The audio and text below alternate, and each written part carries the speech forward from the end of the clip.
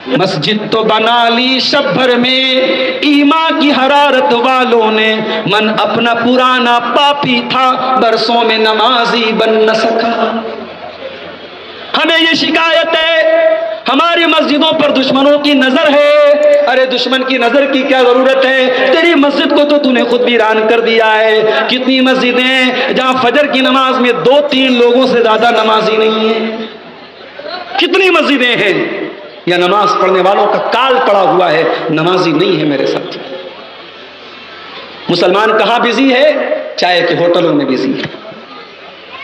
ہر گاؤں کے چوراہے پر بیٹھ کے کوئی بریانی کھا رہا ہے، کوئی چائے پی رہا ہے، کوئی پان کھا رہا ہے۔ ہمارا مسلمان ٹائم پاس کر رہا ہے، اپنے بزنس میں اتنا بزی ہے اسے نماز کی فرصت نہیں ہے میرے پیارے ساتھی۔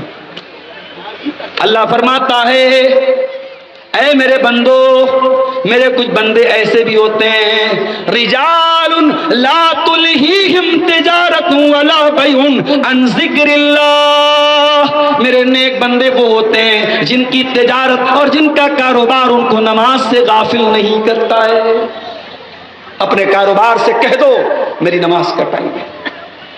اور اگر آپ کو یہ لگتا ہے کہ آپ کے کاروبار میں، آپ کی دکان میں نماز کی وجہ سے کچھ لاس ہو جائے گا تو معاف کرنا میرے پیارے ساتھیوں، سعودی عرب کی دھرتی پر، مکہ اور مدینہ کی دھرتی پر آج بھی بڑی بڑی دکانیں ہیں، بڑے بڑے شو روم ہیں، حی علی الصلاۃ کی آواز آتی ہے، دکان بند ہو جاتی ہے اور لاکھوں کروڑوں کا کاروبار ڈیلی ہو رہا ہے۔ یہ آپ کی سوچ ہے، بس سوچ کو بدلنے کی ضرورت ہے میرے ساتھ۔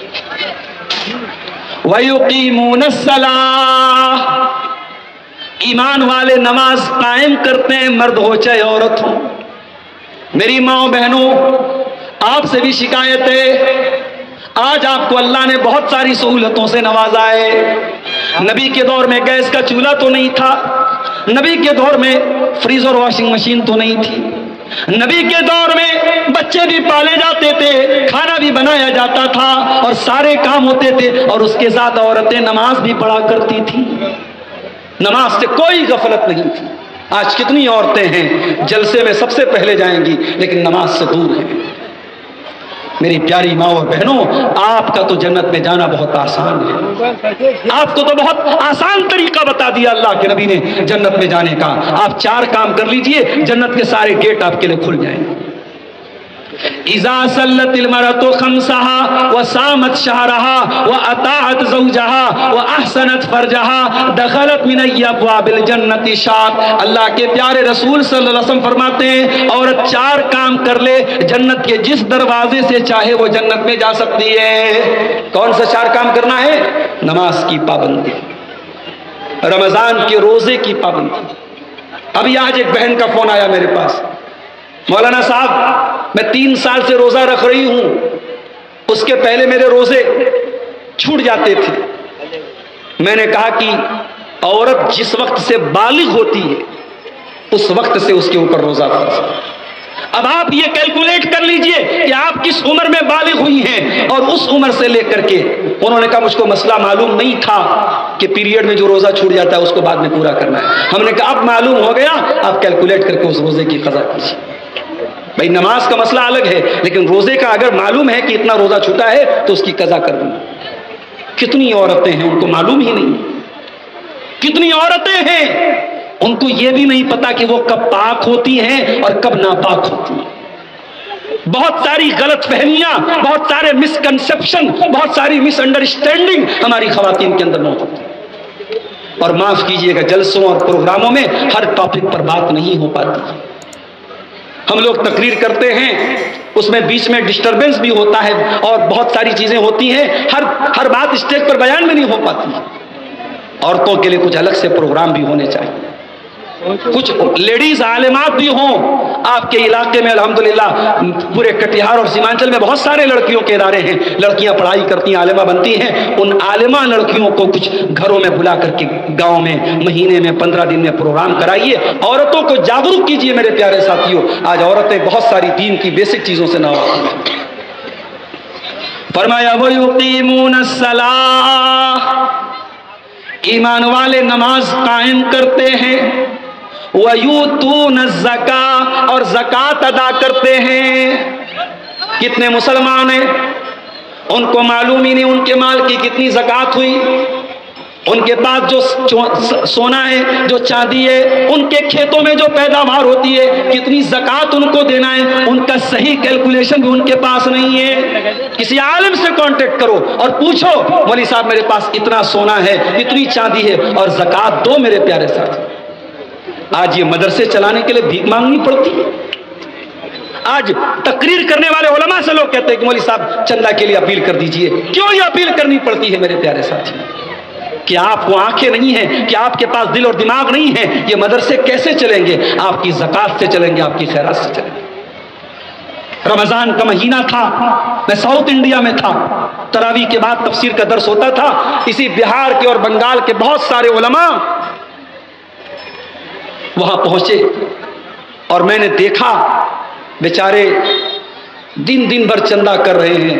کسی مسجد میں بڑی محنت کے بعد 500 روپیہ ہو رہا ہے، کسی مسجد میں 200 روپیہ ہو رہا ہے، 1000 1200 1500 روپے کے چندے کے لیے کہاں سے سفر کر کے ساؤتھ انڈیا میں پہنچے۔ آپ سوچئے یہ مدرسے کتنی مشکل سے چل رہے ہیں، جلسے والے کتنے پریشان ہوتے ہیں جو مدرسوں کے چندے کے لیے جلسہ کراتے ہیں، ان کے اوپر کتنا پریشر ہوتا ہے، ان کے اوپر ایک دباؤ ہوتا ہے کہ ہمیں اپنا ادارہ بھی چلانا ہے، اور جلسہ اگر ہمارا کامیاب نہیں ہوا، ادارے کو تعاون نہیں ملا تو ہم ادارے کو سال بھر کیسے چلائیں گے۔ کتنے بیچارے ٹیچر ہیں، ان کو پرائیویٹ ٹیچر ہیں، ان کی تنخواہیں دینے کے لیے مدرسے کی باڈی کہتی ہے، مدرسے کا مینجمنٹ کہتا جائیے آپ چندہ کر کے لائیے تب آپ کو سیلری ملے گی۔ شرم آنی چاہیے، ہمیں چلو پر پانی میں ڈوب مرنا چاہیے۔ مدرسوں میں پڑھنے والے اکثر ٹیچرز، ان کے لیے فیملی کوارٹر کا انتظام نہیں ہے، بیوی سے دور، بچوں سے دور۔ آپ عید منائے بچوں کے ساتھ، آپ بقرعید منائے بچوں کے ساتھ، آپ رمضان گزارے بچوں کے ساتھ۔ وہ مدرسے میں پڑھانے والا مولوی بیچارہ رمضان کا 1 مہینہ اس کو ملتا ہے چھٹی کا، وہ بھی چندہ کر رہا ہے، اس کے بچے نہیں، اس کا پریوار نہیں۔ آپ تراویح پڑھیں، آپ تہجد پڑھیں، وہ بیچارہ رات بھر دن بھر اپنے مدرسے کے لیے رسید لے کے گھومے۔ یہ شرم کی بات ہے، یہ سوچنے کی بات ہے میرے ساتھ۔ اللہ کے واسطے اپنے مال کی زکات نکالو تو اپنے لوکل، اپنے علاقے کے اداروں کو ترجیح دو میرے پیارے ساتھی۔ اور میں جانتا ہوں سیمانچل میں لوگ کہتے ہیں بہت غریب علاقہ ہے، بہت پچھڑا علاقہ ہے۔ میں کہتا ہوں جتنا بھی پچھڑا علاقہ ہے، جب اپنے شوق پر خرچ کرنے کی بات آتی ہے تو ہم پیچھے نہیں رہتے۔ 50 لاکھ کی گاڑی سے چلنے والے آپ کے کٹیہار اور سیمانچل میں کم لوگ نہیں ہیں، 1 کروڑ کا مکان بنانے والے کم لوگ نہیں ہیں، بڑے بڑے پیسے والے لوگ آپ کے علاقے میں موجود ہیں۔ مگر جب دین کے نام پہ خرچ کرنے کی بات آتی ہے تو ہماری سوچ کیا ہوتی ہے؟ چمڑی چلی جائے دمڑی نہ جائے۔ میرے بھائیوں، زکات اپنے مال کی صحیح طریقے سے نکالو۔ وَيُؤْتُونَ الزَّكَاةَ، زکات ادا کرتے ہیں۔ اور یہ بھی یاد رکھو، جب آپ اپنے مال کی صحیح طریقے سے زکات نہیں نکالیں گے تو بارش بند ہو جائے گی، سوکھا پڑ جائے گا۔ اللہ کے پیارے نبی فرماتے ہیں مَا لَمْ يَمْنَعُوا زَكَاةَ أَمْوَالِهِمْ إِلَّا مُنِعُوا الْقَطْرَ مِنَ السَّمَاءِ۔ جب آسمان سے جب زکات دینا لوگ بند کر دیں تو آسمان سے بارش ہونا بند ہو جاتی ہے، بارش بند ہو جاتی ہے۔ اگر یہ بے زبان جانور نہ ہو تو اللہ آسمان سے بارش بھی نازل نہیں فرمائے۔ زکات نکالو میرے پیارے ساتھی اپنے مال۔ ان مدرسوں میں دو زکات، ان یتیم بچوں کو زکات دو، ان غریب بچوں کو زکات دو، آپ کی زکات کے یہ حقدار ہیں میرے پیارے ساتھیوں۔ زکات اگر آپ اپنے مال کی نہیں نکالیں گے، میری پیاری ماں اور بہنوں، آپ کے گلے کا ہار، آپ کے کانوں کی ایئر رنگ، آپ کے ناک کی نتھیا، آپ کے گلے کا پٹا، آپ کے ہاتھ کا کنگن، یہ جہنم کی آگ میں تپایا جائے گا اگر آپ اس کے مال کی زکات نہیں نکالیں گے۔ اللہ قرآن میں کہتا ہے والذین یکنزون الذهب والفضة ولا ينفقونها فی سبیل اللہ، جو لوگ سونا چاندی اکٹھا کرتے ہیں اور اس کی زکات نہیں نکالتے ہیں، فبشرہم بعذاب علیم، ان کو دردناک عذاب کی بشارت سنا دو۔ یوم تقوی بها جباہہم وجنوبہم وظہورہم، اسی زیور سے ان کی پیٹھ کو داغا جائے گا، ان کی پیشانی کو داغا جائے گا، ان کے پہلو کو داغا جائے گا اور کہا جائے گا ھذا ما کنزتم لانفسکم، اے زکات میں چوری کرنے والو، یہ تمہارا وہی مال ہے جس کی تم نے زکات نہیں نکالی تھی۔ زکات نکالو میرے ساتھ۔ کھیتی کرتے ہو اس کا بھی مسئلہ علماء سے پوچھ لو، اناج میں کتنی زکوٰۃ ہے، پھلوں میں زکوٰۃ کا کیا مسئلہ ہے، علماء سے پوچھو، اور جتنی زکوٰۃ بنتی ہے اتنی زکوٰۃ اللہ کی راہ میں نکالو، تبھی تمہارا اناج پاک ہوگا، تبھی تمہارے کھیتوں کی پیداوار پاک ہوگی۔